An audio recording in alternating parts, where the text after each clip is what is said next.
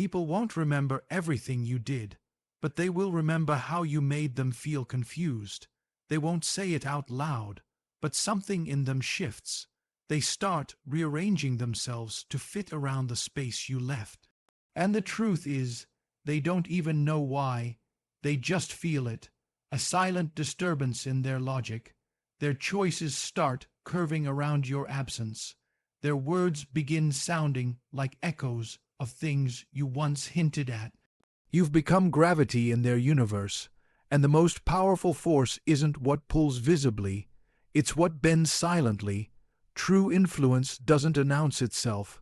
It moves like wind, unseen, but undeniable. So the question is, how do you move from presence to pressure, from a moment to a memory that doesn't fade? How do you become the silence that screams? It starts not with giving, but with restraint. You do not become unforgettable by overexposing yourself. You don't earn reverence by always being reachable. Influence is not loud. It is rare. The world gives too much, too fast. Too many people offer all their thoughts, all their time, all their presence, too soon. And when something is freely given, it is rarely respected. Want to become the kind of person people can't stop thinking about? Learn to starve the world of certainty. When they can't figure out what you're thinking, when they don't know where they stand with you, when they can't decipher whether your last sentence was praise or a warning, they begin to loop. Because the mind hates unsolved puzzles, and the heart fears an unfinished moment. You must let your absence hang in the air longer than politeness allows. You must let your silence grow teeth, not to punish, to provoke curiosity. The most dangerous kind of interest is the kind that doesn't feel finished. People don't fall in love with you. They fall in love with their reflection in your attention. You don't build attachment by being impressive. You build it by becoming the mirror that reflects their most desired self. But the trick, don't reflect them perfectly. Hold up a mirror that distorts, slightly, just enough to make them feel seen, but not fully understood, just enough to feel safe, but not completely certain. Why? Because people return to mirrors they're still trying to fix. This is how you create emotional gravity, by being almost what they crave, by giving just enough vulnerability, just enough softness, just enough chaos, not to satisfy, but to stir. If you feed someone affection predictably, it soothes them.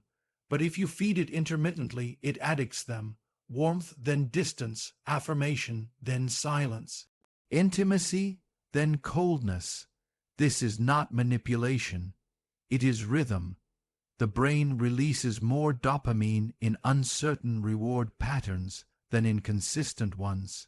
It's the logic behind gambling. But instead of coins and machines, you're the machine. And they never know when you'll light up. They're not addicted to you. They're addicted to what you might do next. You don't create this by being cruel.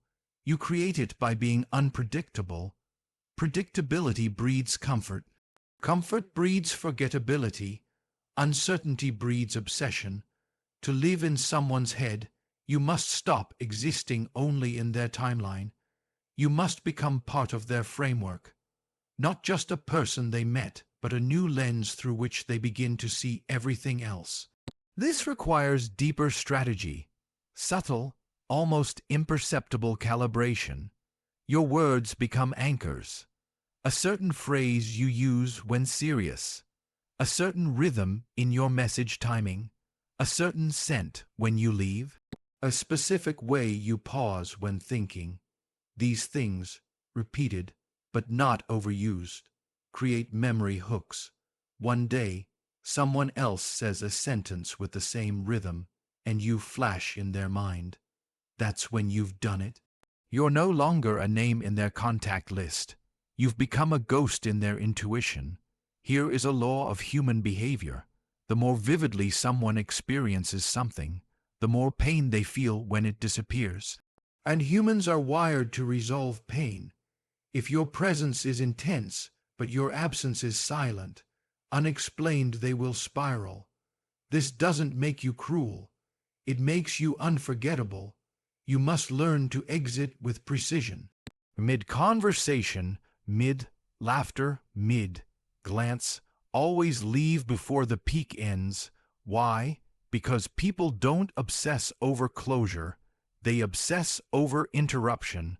They don't replay endings. They replay what should have happened next. Real influence is not in commanding someone. It's in becoming a part of how they see themselves. You do this slowly. First, you see what they hide. You name what they've buried. You listen, not to respond, but to record. Then, at the right moment, you reflect it back.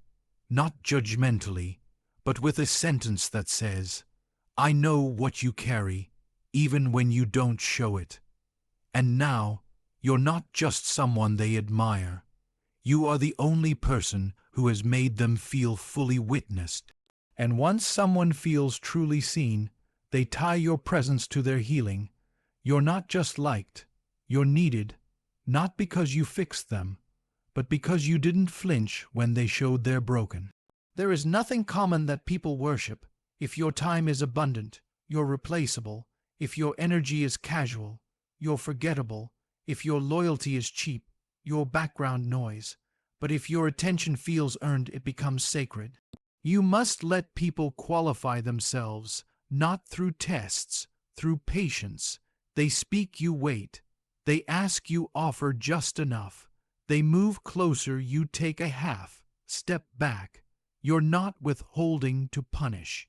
You're teaching them that you are not like the rest, that being close to you is a privilege, and no one panics more than someone on the verge of losing privilege.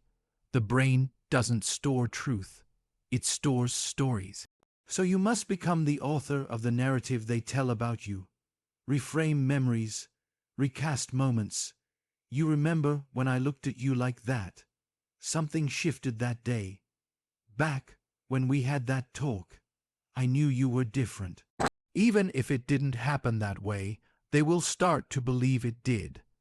Emotion rewrites memory faster than fact. You are not editing the past. You are owning it. And once someone believes their history is tied to you, they will guard your presence like it's part of their origin story.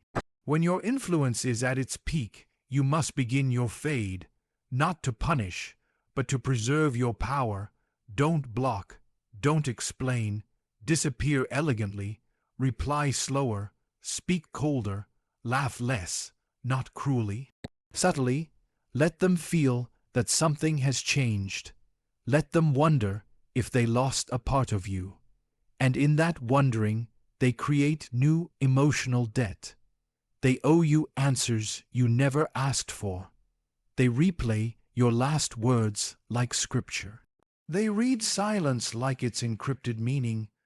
You've now become a philosophy, not a person to understand, but a paradox to solve. In the end, people don't stay obsessed with you. They stay obsessed with who they were when they were near you. They miss the feeling of being seen, of being interesting, of being powerful. That's the true currency of influence, to make someone feel like more of themselves when they are around you, and to make the world feel dull when you're not. You are not a product. You are an atmosphere, and when the air changes, people notice. They may never say it, but in the quiet hours, in the moments of doubt, they will feel the weight of your absence more than they ever noticed the shape of your presence. That is how you remain untouchable, not by controlling others, but by becoming the question they never stop asking.